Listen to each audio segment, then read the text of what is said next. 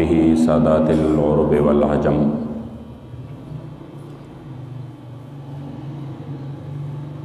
اما بعد فاعوذ باللہ من الشیطان الرجیم بسم اللہ الرحمن الرحیم قال اللہ تبارک و تعالی فی کلام المجید و فرقانہ الحمید وقرن فی بیوتکن ولا تبرجن تبرج الجاہلیۃ الاولی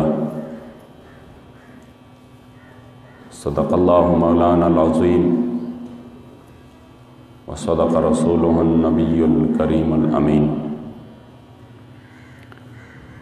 د محبوب دیدن د پارا ز محشر ته خوشحالیږم د محبوب دیدن د پارا ز محشر ته خوشحالیږم چې دلبر پکې لیدی شي دا محشر اختر زما دی د جانان په مهمانی کې به د زړه غوښې وریتې کړم په مولا مې د قسم وي شقي هنر زما دی مدینه منورې کې چې زیبا دلبر زما دی د فراق په درد و غم یې زړه پر هر زما دی او د وصال په ګلستان کې چې ګلونه ټولول ما زخمی شوی هغه وخت په ازغو جگر زما دی او پاک محمد مصطفی د محمد امین محبوب دی په مولا مې د قسم وي دا صحیح خبر زما دی په مدینه منوره کې اوسېدل مزه کا الله دې موږ تاسو ته ټولو ته د حرمینو شریفینو حجاز مقدس دیدار د دغه مبارک سفر بار بار نصیب کی په مدینه منوره کې اوسېدل مزه کا په کوزو سترګو خپل محبوب ته ودرېدل مزه کا او رضوان راشه تماشا وکړه زما د جانان د عاشقانو ترېنه څنګه زارېدل مزه کا ډېر ملامت یم جانان ته چې ژوندی ګرځمه ډیر ملامت یم جانان ته چې ژوندی ګرځمه قسم پر رب دلته خو بس خاورې کېدل مزه کا او مسافران ملمانه راشي او بیا ځي په تلوار مسافران ملمانه راشي او بیا ځي په تلوار د عاشقانو دلته ډیر پاتې کېدل مزه کا والله ذو الفضل العظیم خوار محمد امینه د خپل رب العزت بیا فضل کېدل مزه کا قال الله تبارك وتعالى في شان نبينا مخبرا وآمرا إن الله وملائكته يصلون على النبي يا أيها الذين آمنوا صلوا عليه وسلموا تسليما شوق و محبت سره ټول دوستان درود شریف شوق و محبت سره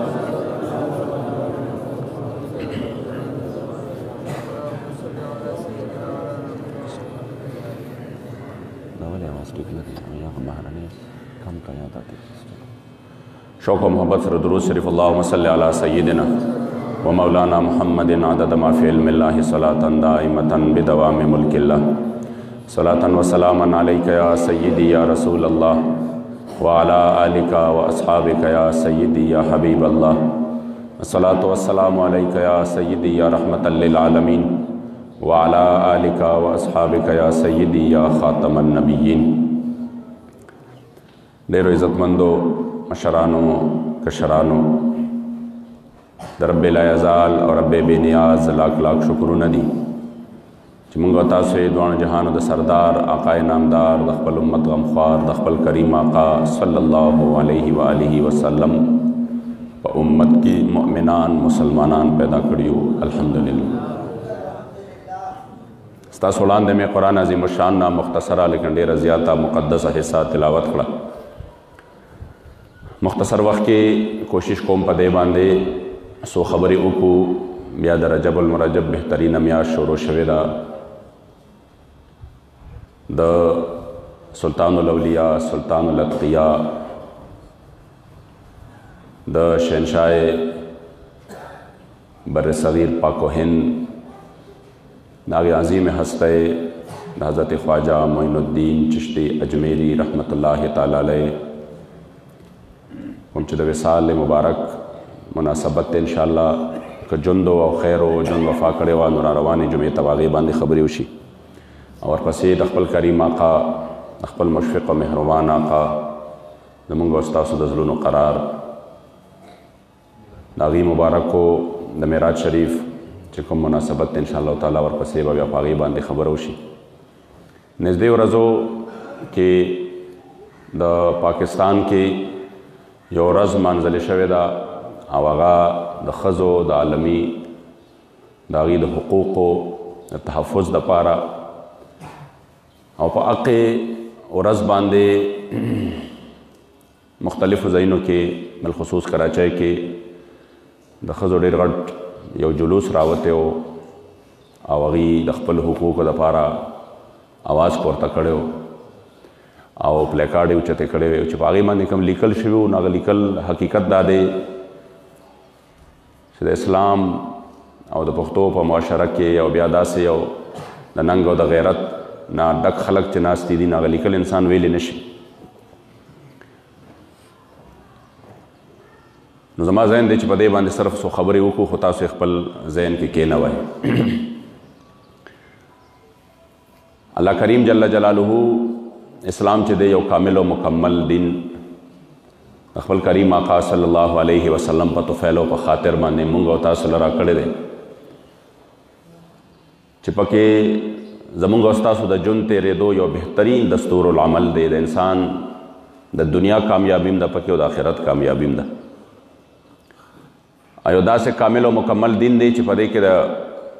انسانانو حقوق هم دي د ځناورو حقوق هم دي په دې کې د دې ونو اشجارو نباتاتو د دې حقوق هم دي په دې کې د لارو د کوڅو حقوق هم دي او په دې کې چې کوم دی الله کریم جل جلاله یو داسې کامل او مکمل دین را کړی دی چې انسان په هغې باندې عمل وکړي نو دا دنیا خو یې اسم ښایسته شي چې هغه دپاره الله جل جلاله آخرت هم ښایسته کړي. مګر افسوس دا د عزتمندو چې نن د بعضې خلکو په سازش باندې بالخصوص یو مغربي سازش دی او په دې وطن کې روان دی او د دې وطن زنانو ته دا تاثر ورکول غواړي چې اسلام تاسو له حقوق نه دي درکړي موږ ستاسو د حقوقو خبره کوو. حالانکه انسانیت تاریخ په دې باندې ګواه دی چې همدا اسلام دی چې د زنانو خبره وکړه نو همدا ښځې وې چې دا به زنده درګور کېدی سړي له به خبر راغی چې ستا لور شوې ده هغه به تک تور شو دا رنګ به من سوء ما بشر به قرآن ګواه دی چې هغه کوم ده به وی چې ما باندې دا بد زیری ولې وشو نو بیا به د دې بدله چې اغستا به په دې باندې واغستا چې لاړه او هغه ښځه به چې کوم دی هغه ماشومه بچی به ژوندی په خاورو کې ښخه کړه. په نورو مذهبونو کې د ښځې دغه حقوق نشته کم چې الله کریم جل جلاله اسلام له ورکړي دي. یونان کې بچ دی نو د زنانو د حقوقو خبره نه کېده سړي ته به دا اختیار و که ښځه دې وکړه خو ټیک ده کو دې نه کړه خوښه دې نه شوه نو قتل یې که کله دې پرېښوده نو قتل یې که نه د نه د هغې پلار تپوس کولی شي نه رور تپوس کولی شي نه حکومت تپوس کولی شي. تاریخ ګواه دی 900 کاله پورې د طلاق نوبت نو راغلی وجه دا وه چې د چا به ښځه وکړه عمر به یې ورسره څو پورې تېرېده خوشحاله به ټیک ده او چې کله به دغه خبره ختمه شوه بس ډایرکټ به یې چاړه راواغسته ولاله به یې کړه. نو د تپوس کولو څوکونه نه چا تپوس کولی شو سړي سره اختیار و 700 سال پورې د طلاق نوبت نه دی راغلی. همدارنګې په هندو کې برم کې په هندو مذهب کې یو رواج دی او هغه دا دی چې کله د واده په اوله شپه باندې خاوند مړ شو نو دی بیا داسې کوي او دا اوس هم شته دی په دې وخت کې هم بعضې ځایونو کې د دې شته چې لومبنۍ شپه باندې چاته د واده په شپه باندې خاوند مړ شو نو دی بیا داسې کوي چې دا کومه ښځه وي کله دغه سړی سیزي دا ښځه ورسره سیزي ژوندی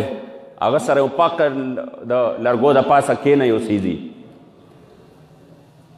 د اسلام نه مخکې زنانه چې وه هغه داسې وه چې د هغې سره به ماهواری په ایامو کې چا لاس هم نه میلاوه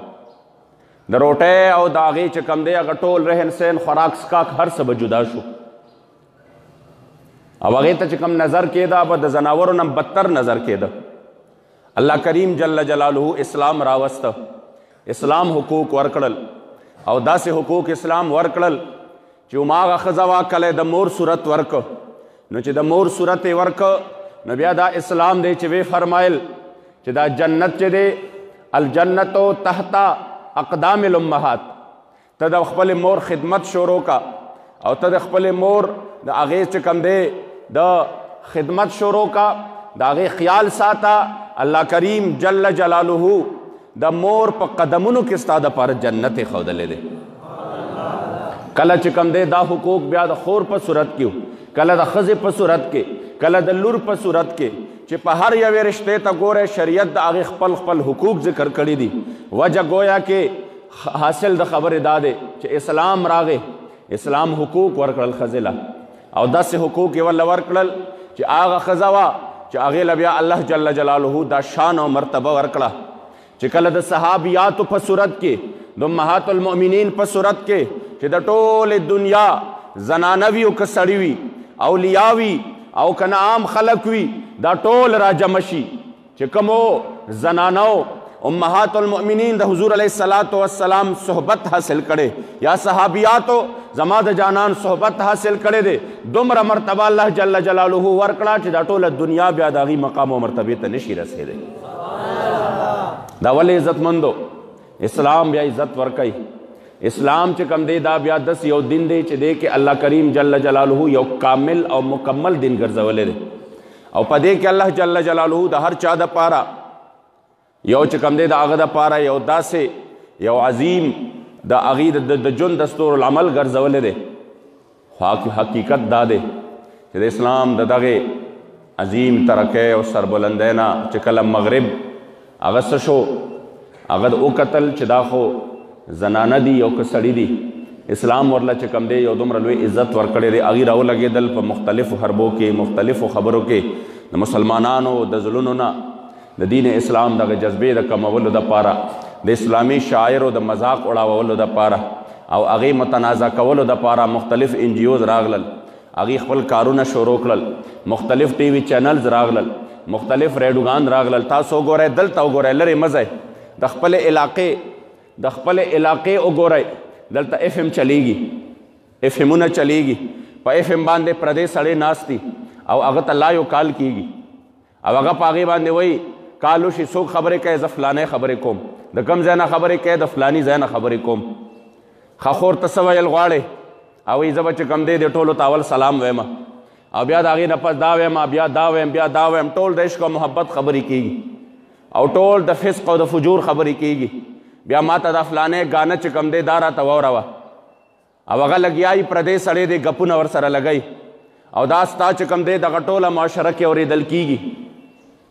ما ته صرف دومره ووایه چې معاشره کې کلم کله اجازت دی او په هغې کې باقاعده طور باندې هغې دپاره د هغې څه کېږي حوصله افزایي کېږي او په داسې معاشره کې بیا اکثر چې کوم دی کله یو داسې کار راشي چې معاشرې ته نقصان ورسي نو بیا په هغې کې دا چې کوم لیبرل او سیکولر دي نو دوی بیا په هغې کې قصوروار چې کوم دی علما ګرځئ یاره ټوله لوبه چې ورانه ده د دین ورانه ده حالانکې هر څه کې دوی دي حکومت کې او یو کالو نه دا خلک دي د حکومت په هر یو شعبه کې دا او یو کالو نه دا خلک دي هر څه د دوی په لاس کې دي علاوه د جومات د مونځ نه چې دا کولی نه شي علاوه د جنازې نه چې دا وله ورځي نه علاوه چې کوم دی د څه نه د مدرسې نه چې هغې ته دا یو فضول کار ښکاري بدقه شعبې چې دي علماو سره دي د هغې باوجود هم عزتمندو وجه دا د بل څه وجه نشته وجه اسلام دشمني ده دوی حقیقت کې دوی ته مخامخ مخې ته ولاړ دی هغه اسلام ولاړ دی نو ولګېدل د اسلام خلاف سازشونه شروع شو. زه وایم راشه د زنانو په دغې امت مسلمه کې کردار ته وګوره زنانو چې کوم دی ته په دغې امت مسلمه کې د هغې مقام او مرتبې ته وګوره داسې زنان هم تیرې شوي دي د رابعه بصریه غوندې چې کله یې اوښ مړ کېږي په سفر کې د حج په سفر باندې صرف بره یې وکتل دومره ورته الله جل جلاله د هغې به دومره خاطر کو چې بره یې وکتل و یا الله زه حج سفر له راغلم راو دې غوښتم واپس زما او زما اوښ چې کوم دی مړ شو نو ما ته خو لا سفر ډېر زیات دی هم تا راوغوښتم ته خو ډېر لوی بادشاه یې زه ډېره کمزوری یم نو خدایه داسې لوی بادشاه هغه لوی بادشاه د خپلو کمزورو بندگانو سره داسې کوي دی لا خپل لاسونه ښکته کړي م نه الله باندې خاطر دومره ګرانو خپل لاسونه یې ښکته کړي م نه چې هغه مړ اوښ واپس سا راغلو نیغ چې کوم دی واپس ودرېد داسې زنانه عزتمندو د عشق او د محبت کردار ته وګورئ حضرت ام حبیبه رضی الله تعالی عنها مبارکه ام المؤمنین کله چې د دې والد محترم ابو سفیان له ایمان نو راوړی او هغه چې کوم دی راغی د صلح حدیبیې د دغې مدت د توصیه کولو دپاره مدینې منورې ته. صحابو انکار وکړه، حضور انکار وکړه. د وی راشه لور مې دلته ده، د لور سلام له به لاړ شم او د هغې سلام به وکړم، بیا به د هغې نه پس رخصتي کومه. چې کله لور له راغې ماله جواب راکئ چېرته پلار راشي، چېرته پلار راشي او بیا ډېره کلونه مو د پس راشي د خپل لور کره. لور خو په خوشحالۍ کې داسې وي چې هغه د هغې دپاره دا یو بهترین چې کوم دی د خوشحالۍ وخت دی. زما پلار راغلی دی او د لرې نه راغلی دی او بیا چې کوم دی زه د مېلمستیا وکړم. مګر چې کله ابو سفیان ایمان لا نه دی راوړی، چې کله را دننه شو، چې کله را دننه شو او کېناسته څنګه دا مبارکه راغله، را منډه یې کړه او چې کومه بستره وه زر یې هغه بستره ګول کړه او هغې کېښوده بره. دا مبارک حیران شو او وی ارغبت هذا الفراش عني، ای زما لورې دا بستره د ما نه راټوله کړه. گویا کې دوه مطلب یې جوړیږي. یا مطلب دا دی چې بستره د ما نه راغونډه کړه، گویا کې زه د دې بسترې باندې د ناستې قابل نه یم. او یا مطلب دا دی اکثر ملمانه راشي، خلک وله یو بستره پرته وي د کور هغه لرې کیسه به وروکه بله ورته کېږي، د میلمه دپاره خاص بستره وي. نو یا داسې ده چې دا بستره زما د ناستې قابله نه ده. گویا کې زه میلمه راغلی یم، لرې نه یم، ستا پلار یم، نو ته جوړ ما له بله بستره راوړې دلته ږدې. وورئ جواب د دې مبارک جواب وورئ. فرمای قالت بل هو فراش رسول الله. فرمای نه داسې نه ده، داسې نه ده، دا کومه بستره چې پرته ده دا زما د کریم آقا صلی الله علیه وسلم مبارک بستره ده. دا د هغې هستۍ بستره ده چې په عرش معلا کې هغه مهمان هم جوړیږي. دا د هغې هستۍ بستره ده چې چا سره یو څیز لګېدلی دی هغه کائناتو کې د هر څه نه افضل او بهتر دی. لہذا تا ایمان نه دی راوړی، ته مشرک او مشرک چې وي دا نجس وي او پلیت وي. لہذا د حضور علیه الصلاة والسلام په پاکه بستره باندې زه تا ته د ناستې اجازت نشم درکولی.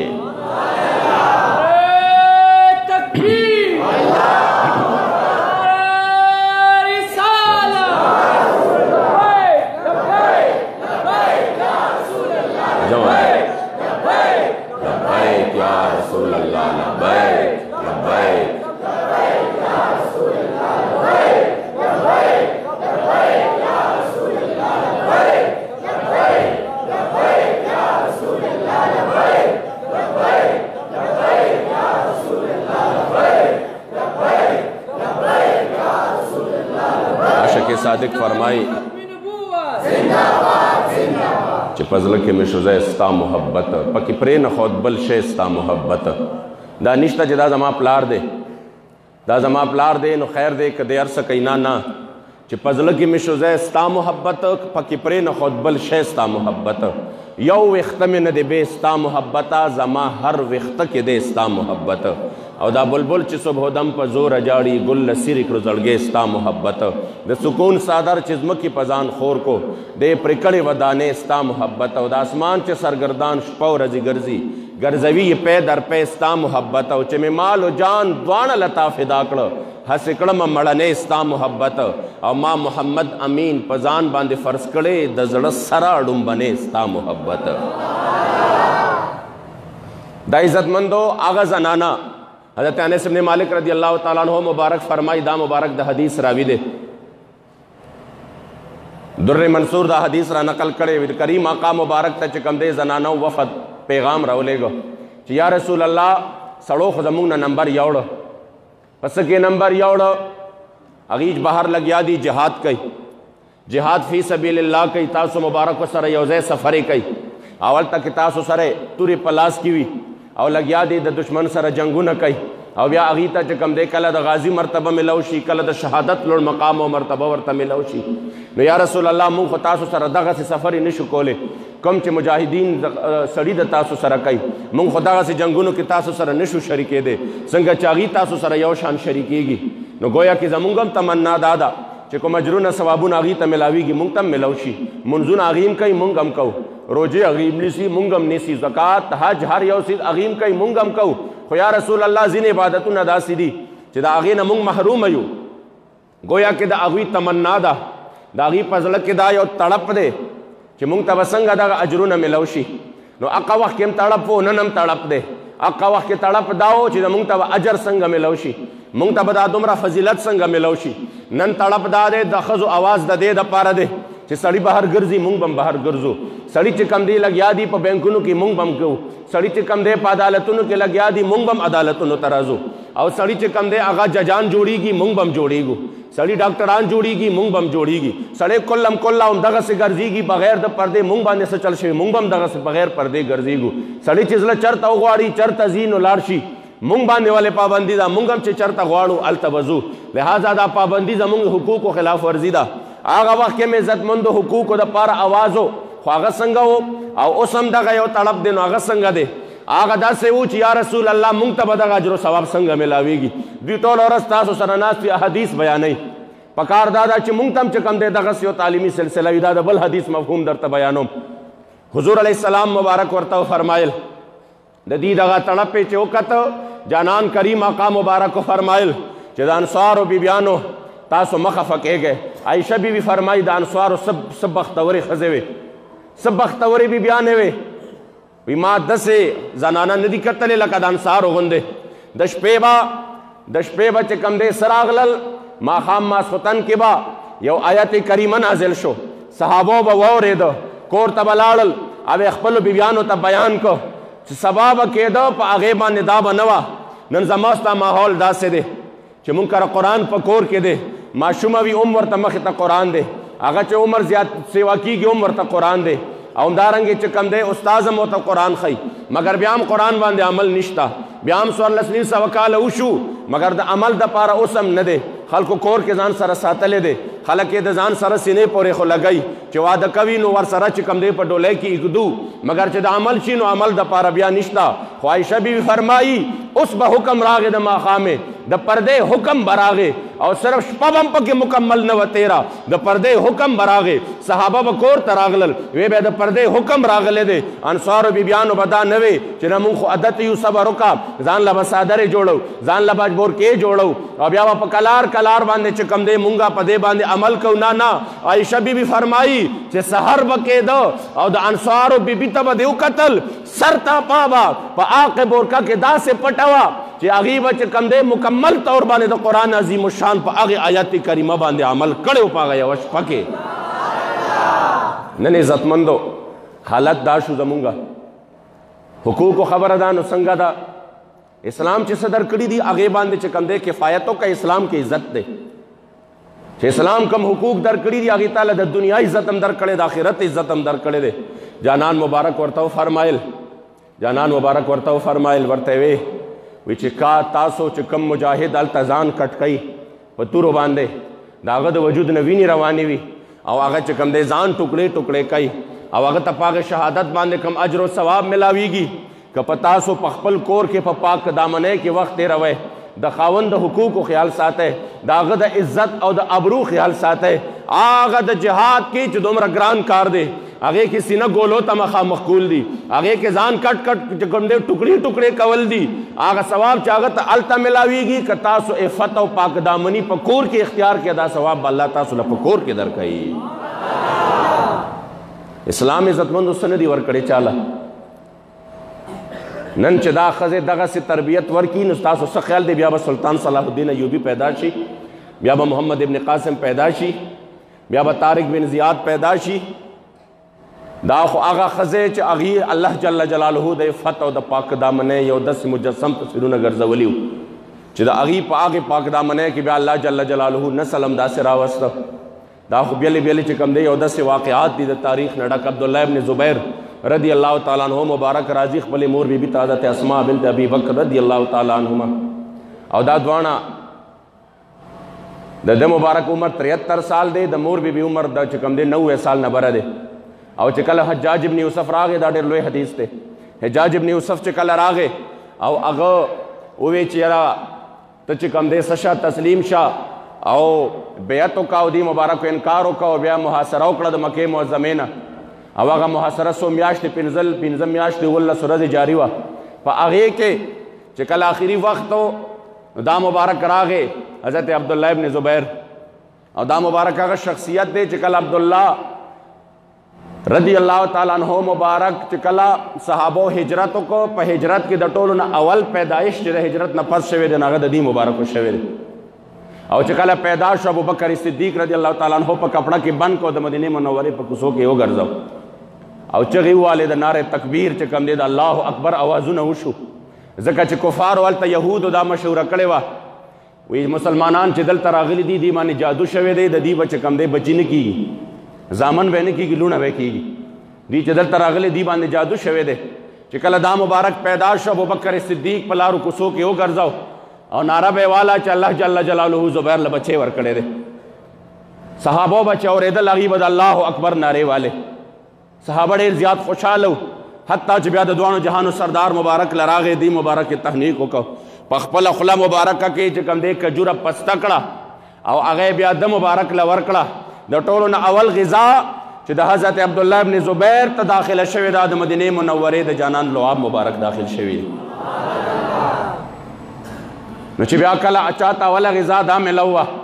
او چاته غیږه د حضرت اسماء رضی الله تعالی عنها مبارک غوندې هسته ملوه نو د 90 سال نه مشر د زیات عمر کې چې کله د خپل مور لراغې چې د 90 سال نه زیات عمر او دا مبارک باندې عمر تیرو ورته وی دغسې محاصره سخته شوه او هر طرف نه چې کم دی زما ټول ملګري شهیدان شو او ته راله مشوره راکړه زه څه وکړمه که ګرفتارۍ نو ګرفتار مې دي کي که نه شهادت به بیا مومم ګوره د 90 سال نه زیات ته چې کم دی د والدې صاحبې په دقه وخت کې جذبات ته وګوره ورته وی نه بچې داسې ونه کې داسې ونه کې ژوند چې تیری هغه هم په غیرت کې تیر کا او چې کله دله مرګ راځي نو مرګ د شهادت لم په خوشحالۍ باندې غاړه ورکه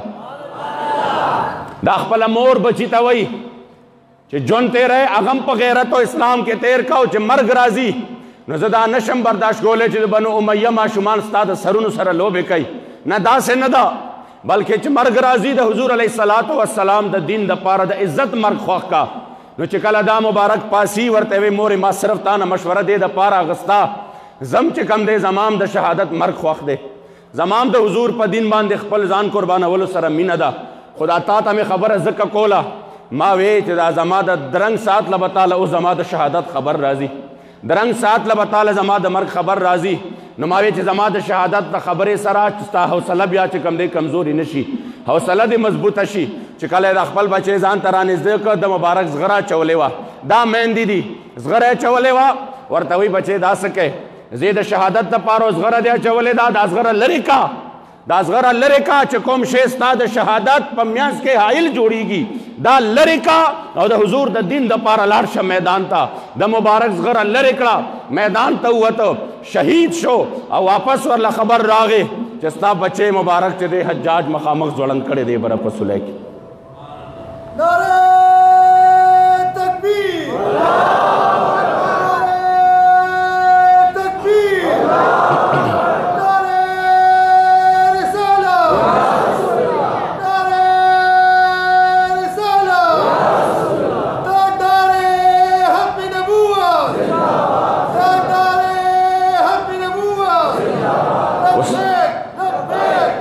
لبیک یا رسول اللہ لبیک لبیک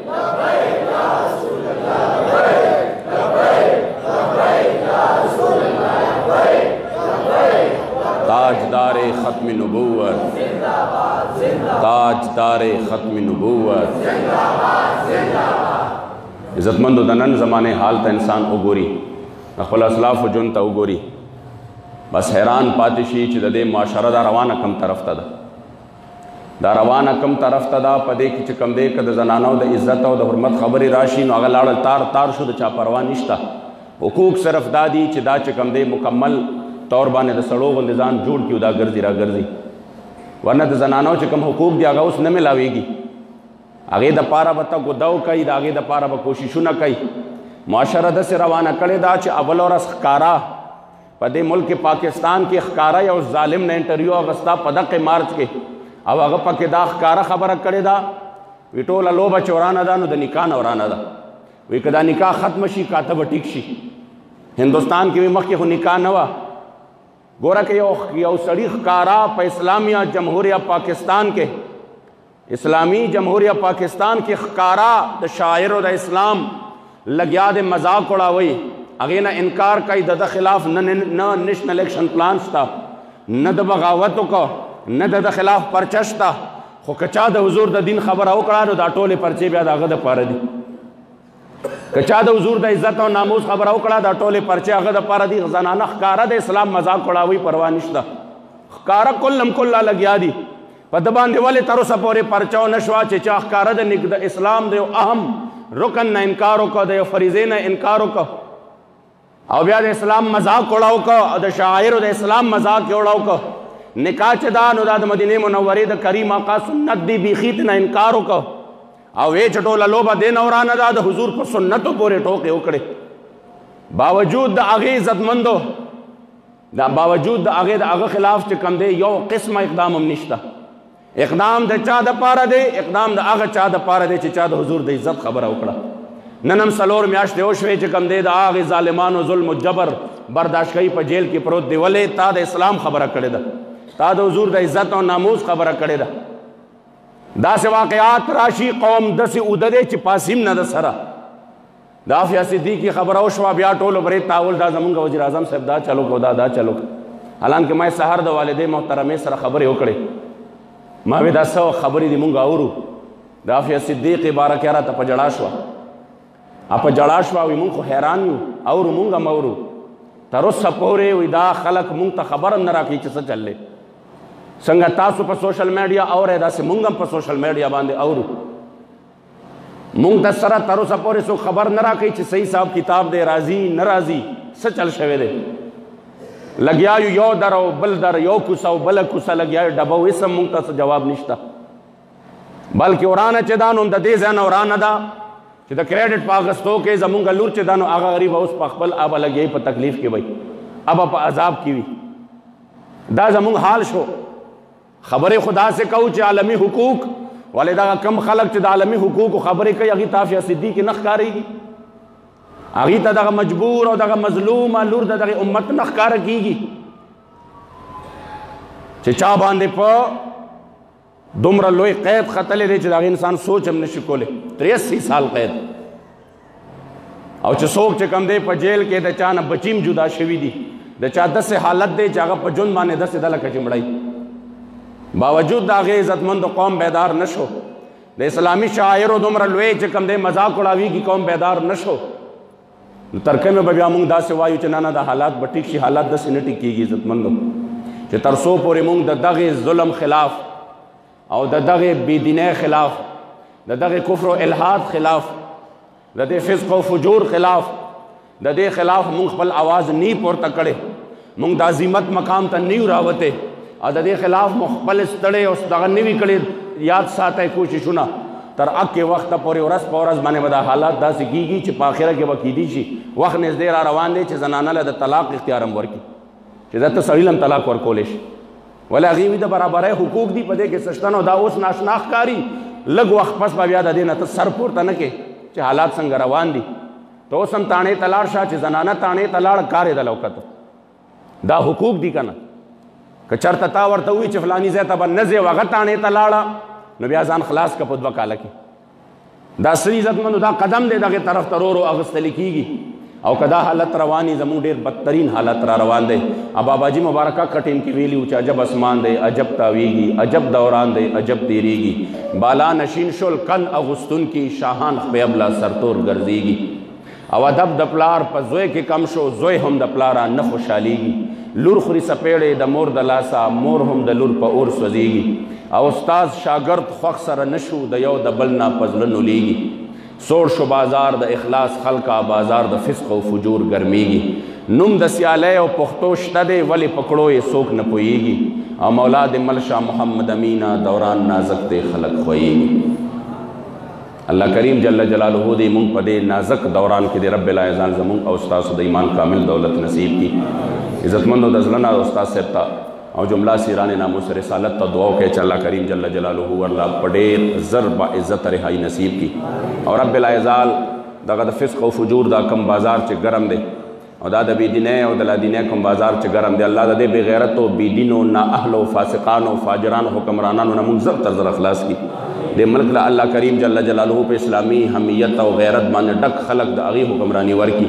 او الله کریم جل جلاله پکې د اسلام بیرغ په هر طرف باندې بلند کی. حاجی آباد شریف الله په دین باندې قائم او دائم او آباد کی. تصوف سلوک د علم و عرفان عظیم و دینی و روحانی مرکز وګرځي. بابا ایسا مبارک فیضات و برکاتنا الله موږ وتا ټول مستفیض کی. الله کریم جل جلاله اسیران ناموس رسالت بالخصوص بابا جی تا او جمله اسیران ناموس رسالت ته خدای با عزت رهایی نصیب کی. یا الله کریم جل جلاله با عزت رهایی نصیب کی. ته سایه خدای پاک دراز او لره مسلمانانو خپل منځ کې عظیم اتفاق او اتحاد نصیب کی. د اسلام دشمن خدای ذلیل رسوا او شرمنده کی. او یا الله کریم جل جلاله مونږ ټول خدای پاک د اسلام د دشمن خلاف مونږ ټول یو کې عافیه صدیقی د پاره د زړه نه دعا کوي خدای پاک ته د قید او بند صوبتونو تکلیفونو د ورځې نور ختم کې سره خدای پاک د جمله او اسیرانو یا الله چې بے ګناه چرتم دی خدای پاک په خیر سره یا الله د ټولو رهایی نصیب وګرځي. حرمین او شریفین دیدار زموږ بار بار نصیب کې. او د اولیاء دغه عظیم هسته د اولیاء صفه سالار د حضرت خواجه هند ناغي په توفیل او په خاطر باندې خدای زموږ استاد دغه نیکانو دوستانو بندگانو خاصانو پاکانو سره کلک ربط نسبت تعلق او تړون نصیب کې. همیشه مو خدای پاک د دې په لمن پورې یا الله کریم جل جلاله عمده قرنګ نسبت ور پورې لره چرې مو خدای پاک د دې د هغه بیا د بیان او د ګستاخین هم یا الله جل جلاله خپل اولیاء او ساته کلک ربط او نسبت مور سره همیشه د پاره نصیب کې. او یا الله کریم څومره دوستانو چې دلته حاضری لګولې دا راغلي دي د لرې نه د نږدې نه د چا څه مشکلات دي خو د خپل حبیب په خاطر ټول مشکلات آسان کې ټول تکلیفونه خدای پاک ختم کې. او یا الله زموږ د ټولو چې دنیا نه رخصتېږو په زړه او په ژبه جهرن دا کلمه نصیب کړي لا اله الا الله محمد